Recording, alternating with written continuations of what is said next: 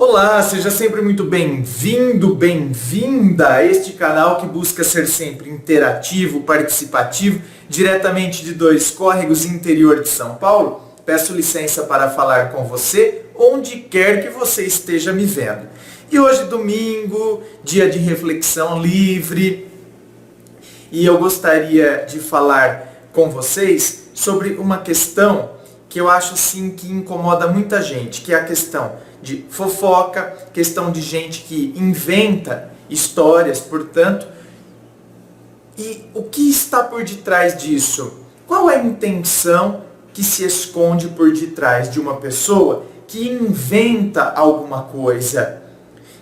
Qual é a intenção dela de querer denegrir a sua imagem, por exemplo?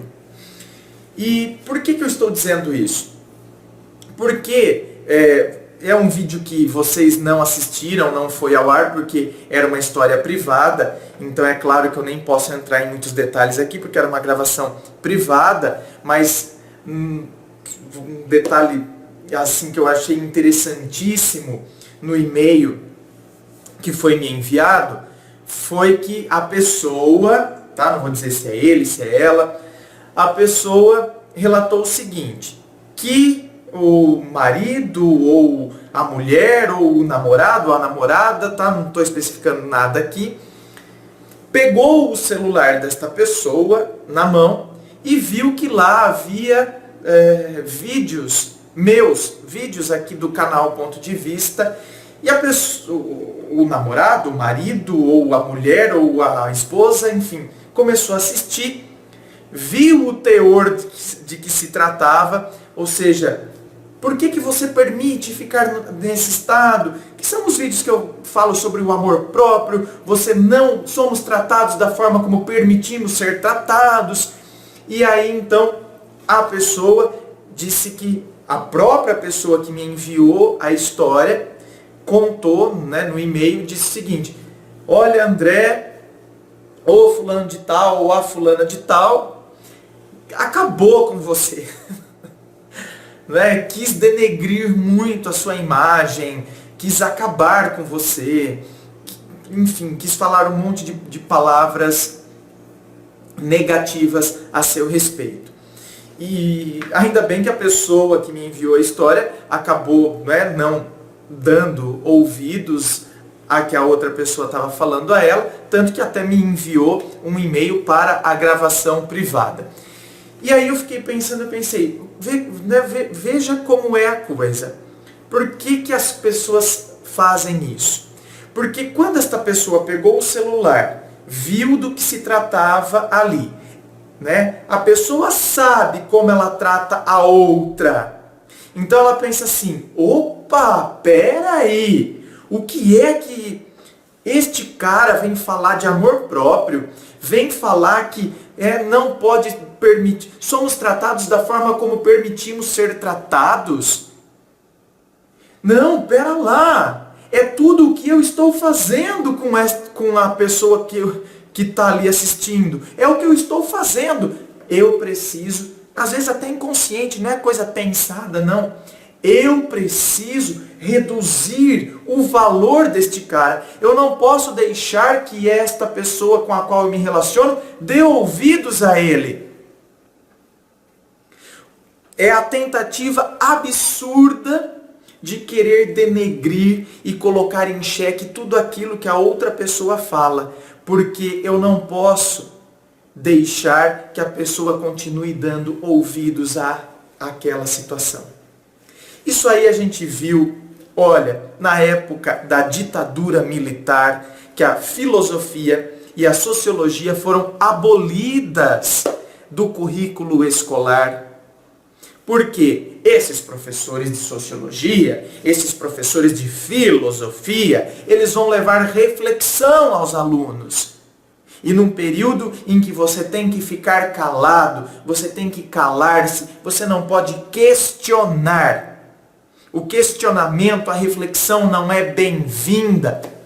Hitler, quando invadia os países, invadia as tropas alemãs, invadiam E faziam o quê? Aquele filme, que é baseado no livro, A Menina que Roubava Livros, retrata isso, fazia com que os habitantes daquela cidade, os habitantes daquele vilarejo, que seja, levassem os livros até a praça e queimassem os livros. Quantas vezes pessoas, impérios, quando invadiam outros, queriam queimar, sobretudo, a biblioteca. Porque o livro faz com que você pense. Os pensadores despertam reflexões em você. E se pegarmos na história da humanidade, o próprio mestre, um dos mestres da filosofia, Sócrates, meu Deus do céu, foi condenado a tomar veneno, a beber cicuta, tomar veneno.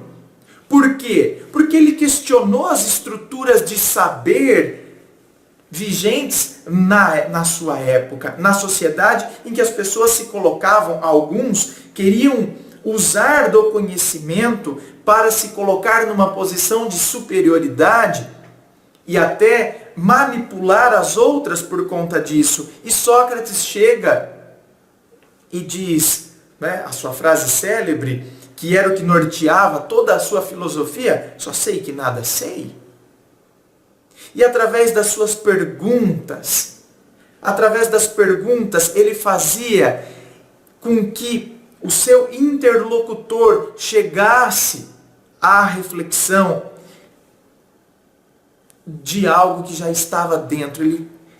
A mãe de Sócrates era parteira, e Sócrates, então, ele queria fazer com que o conhecimento viesse à luz, através dos questionamentos e do diálogo que ele desenvolvia com os seus interlocutores. E ele dizia: eu só sei que nada sei.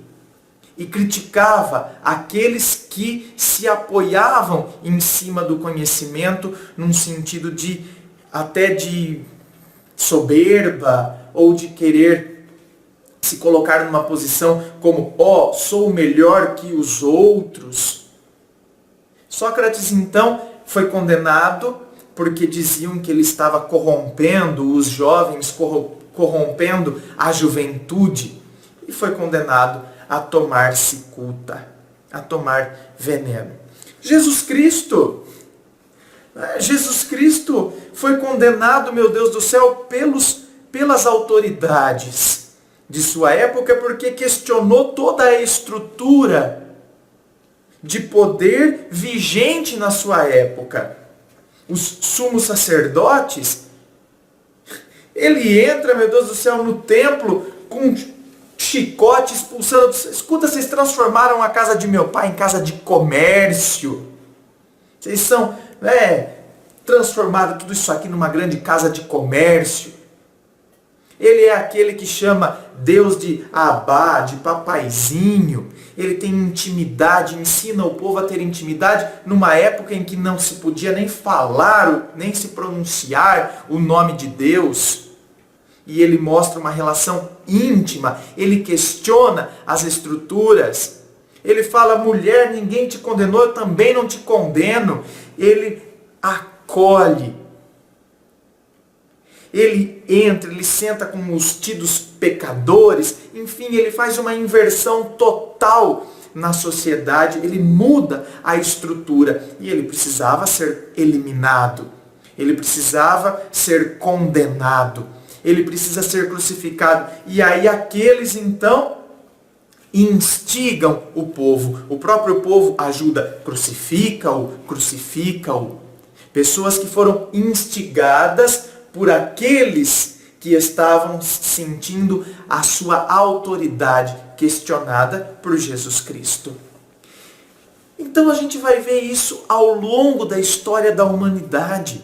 Veja bem, eu não estou me comparando, pelo amor de Deus, com Sócrates, com Jesus Cristo.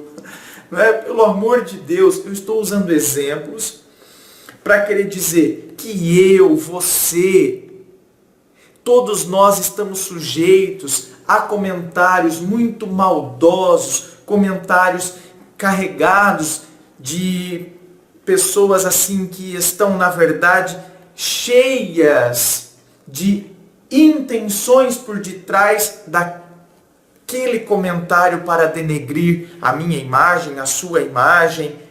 Você tem que ter o senso crítico de perceber o que se esconde por detrás desta pessoa que não está fazendo uma mera crítica, mas que está querendo denegrir o seu trabalho, aquilo que você faz.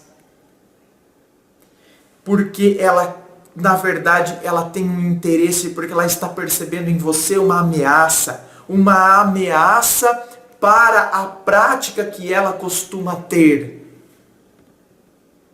E então o que eu preciso fazer? Eu preciso denegrir, eu preciso deturpar a sua imagem. Eu não posso deixar que aquela pessoa continue acreditando em você. Quantas vezes namorados brigam com a namorada ou namoradas brigam com o namorado por causa de amigos, quando percebem que os amigos estão, na verdade, mostrando quem de fato o namorado é, quem de fato a namorada é. Porque a namorada ou o namorado está vendada, não enxerga uma situação que é óbvia. E os amigos, por sua vez, estão percebendo. E os amigos apontam. E os amigos indicam. Aí o namorado ou a namorada precisa denegrir a imagem do amigo, a imagem da amiga e assim por diante. Porque eu preciso fazer com que você não acredite mais naquela pessoa. Eu não estou dizendo que todas as situações são assim. Eu estou dizendo para a gente ter senso crítico e para a gente perceber que a pessoa que muitas vezes vem com um comentário muito maldoso de alguém, que a gente saiba filtrar, que a gente saiba perceber o que será que se esconde por detrás disso aí. Será que é só uma crítica? Ou será que tem algo mais por detrás disso? Será que a pessoa não quer, na verdade, que eu enxergue o que ela está querendo esconder e para isso precisa desviar a minha atenção porque eu estava dando ouvidos a uma determinada pessoa, porque eu estava caminhando para atingir o meu crescimento e assim descobrir algumas coisas. Então que a gente possa perceber isso, que a gente possa ter esta capacidade de perceber o que de fato se esconde por detrás. É só uma crítica? Ou será que tem uma intenção por detrás? E aí a gente começa, na verdade, a gente começa a ficar mais esperto. É igual com os meios de comunicação. Por que será que existe tanta diferença para divulgar uma mesma notícia?